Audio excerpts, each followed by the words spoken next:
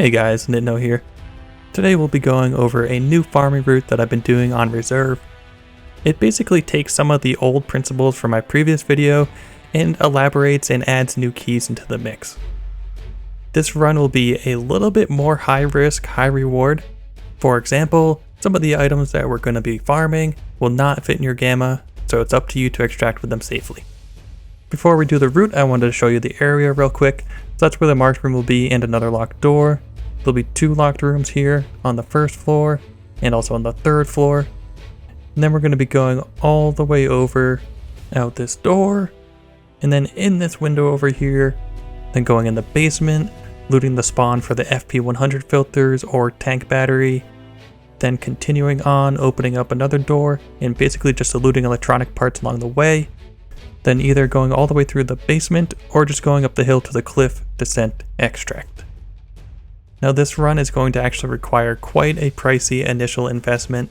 For example, in order to use the cliff descent extract, you're going to need a red Rubble ice pick and a power cord. The good news is you keep these items every time you use the extract, so you buy it once and you're good to go. For the marked room, you're going to need the RBBK key. Make sure when you're buying this on the flea market to right click the key, hit inspect, and make sure it has 25 out of 25 uses to avoid scammers putting up keys with 1 out of 25. Then you're going to go ahead and just buy all the keys on this list. The reason RBGN is so expensive is because that's where you're going to find your FP100 air filters as well as your tank batteries. So every time you open up that door, there's a chance that you're looting 150k to 250k in items. Now as for equipment, for the budget run, you might want to just start with this loadout the first couple times you do the run. So that's a scav vest, a TT pistol, and a scav backpack. That way while you're sort of learning the run, if you die it's not really a big deal. Now from here on out, we're going to be using armored rigs.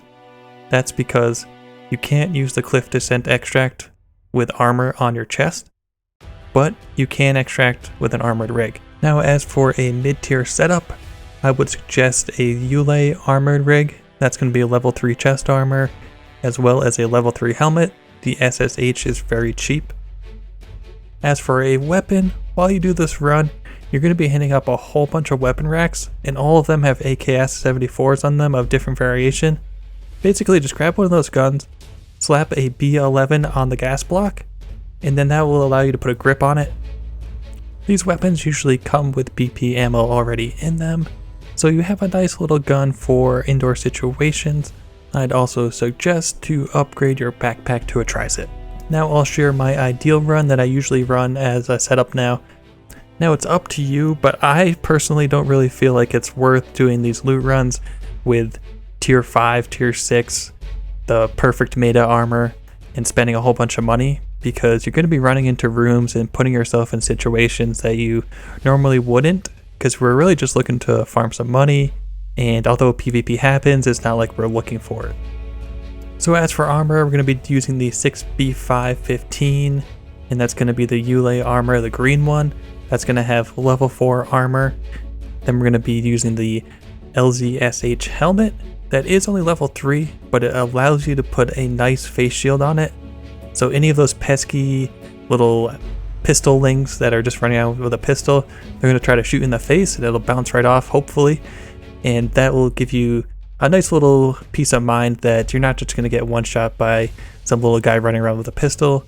Also, personally, I like to run a really fast weapon, so something like a VSS I feel really confident in, especially indoors. You'll just light people up real quickly.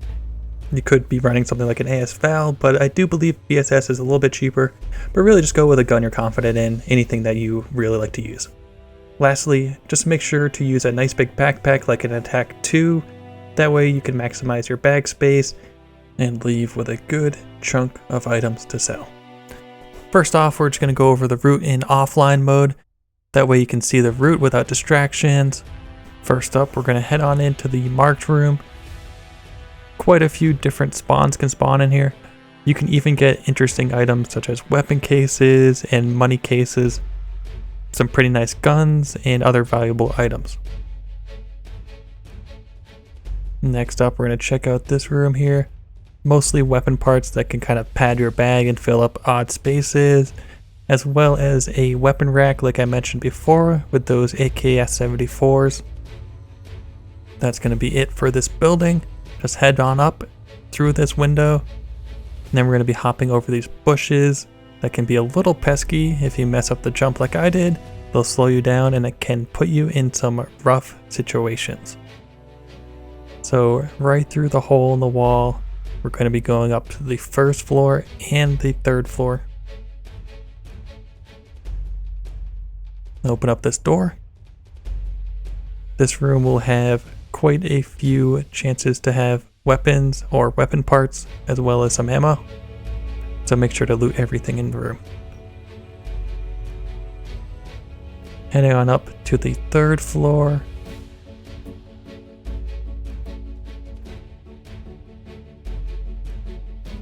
Once again, unlock the door. And this room also has weapon parts and a chance for weapons to be on the rack. Now as you exit, take a look on your left. There's going to be an ammo box for grenades there. It's a nice little place to grab a couple grenades on your way to the next destination. So now we're going to be heading downstairs and we're going to be going to the next building.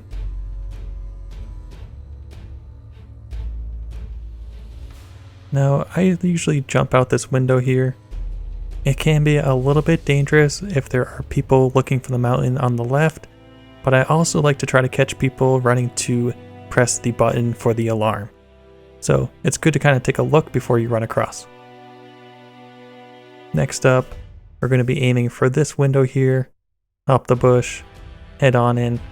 It will usually make a loud metallic sound, so I usually like to wait a little bit after I jump through the window and just listen, see if I hear anybody coming towards me before I open the door. I'm going to head on in here. This will be some nice electronics. So make sure to check the box. That invisible box has some nice things as well.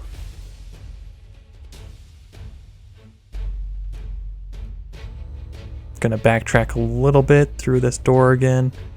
And now this is going to be another locked room down in the basement. This is a real money maker many times.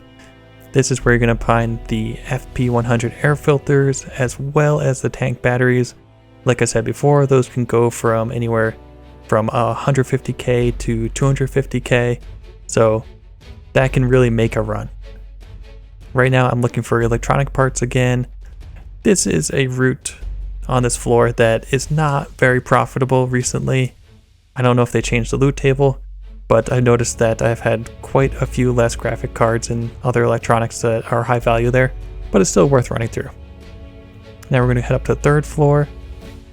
I usually like to check this window and see if anyone's down below, as well as do a little hop here and see if anyone's on the staircase.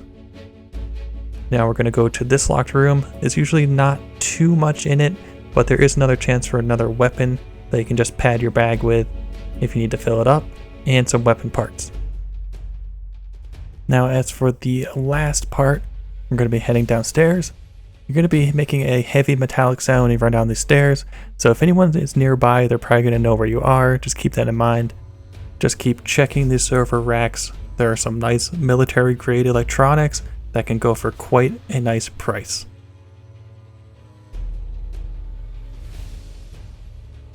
So that's pretty much going to wrap up this run.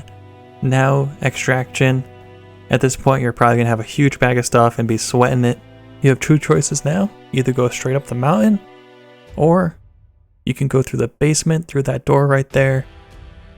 During the nighttime, I usually take the chance and go straight up the mountain, but during the daytime, I actually usually go through the underground. I'll show you both ways. Firstly, I'll just show you the way I go up the mountain. I usually swing wide left.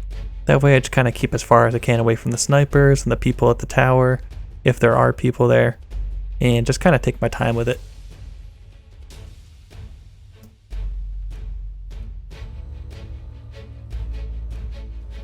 So at this point, I usually take a little bit of a break and listen. You're going to be in view of the sniper tower again. Hopefully you're not going to get shot at. Once again, I go to this next little area and take a break again. listen, and then once again kind of peek and see if I can see a sniper. If the road is clear, I just keep running. That is another locked room right there that actually has a safe that I just aimed at. I usually don't check it because I'm just ready to get out of here at this point. So just behind this wall on the left, that's where the extract is going to be. I like to usually hide in this tree and then point up. So if there was a guy on the roof, he's probably going to be coming to that set of stairs, and that way you'll be able to take a shot at him as you're extracting. So real quickly, I'm going to fast forward here. I just wanted to show you that you can go through the basement, and it's actually very safe comparatively to just going straight up the mountain during the day. For instance, here I had a tank battery in my backpack, which was worth about 250k, and I wanted to be as safe as possible, so I just went through the basement, and it's actually not very confusing. Once you go through the basement a couple times, you quickly realize what doors you can skip and what is the most direct route. Once you get past this area, which actually makes a lot of noise because it's metal, it will bring you to the final hallway. That'll be it right here. This is when I start to walk and be a little bit more quiet and try to listen to anyone that might be above me taking shots, or hopefully not waiting for me at this door. I look left and right and then book it for the extract. There we go. Alright, this video has been turning out way longer than I wanted it to, but okay, let's just wrap it up here. So I did 10 runs, added up all of my items, and it came to about 4,205,800. Divide that by 10. That's about 420,580 per run. So give or take, you can have better runs, you can have worse runs. If you take a quick glance at all of the stashes I had a couple runs that were not that great, and then a couple runs that were excellent. So it all evens out. So I would say it would be about 420,000 per run. So as a final topic, I just wanted to talk a little bit about the marked room. It's definitely worth it if you get a spawn that's close to the marked room. If you don't get a good spawn, if you're all the way on the other side of the map, it might not be worth trying to rush to it. It might be something to check at the end if you want to pick up some scraps, or maybe nobody checked it. But if you're rushing there at the very beginning, it can be a little bit risky. So here in this map, I just marked the 3 closest spawns. I didn't cover every spawn. So on the left side of the map, these are the only spawns I would really check the marked room for. If you get the worst spawn all the way in the bottom right hand corner, there's actually a different marked room. I didn't really cover this key because it's not really part of my traditional run, but I actually like to have this key if I do get that really bad spawn. I just go and check that marked room and then try to maybe pick up the scraps, or maybe I just don't even do this run altogether and I go do something else. As a final note, I had a near perfect run that I just wanted to share where I made almost 1,000,000 rubles by not doing anything different, just doing this normal run, and I just got lucky with the spawns. I got a VPX on one of the electronic racks, so I just want to show you it's possible to make 1,000,000 per run. And a side note, this run was only 8 minutes and I made almost 1,000,000. So it's definitely worth it. I really enjoy these runs, so good luck guys. Alright guys, that's going to wrap up the video. If you found that helpful, I really appreciate you guys hitting that sub button, like button, or leaving a comment. Either way guys, have fun in Tarkov, take it easy, peace.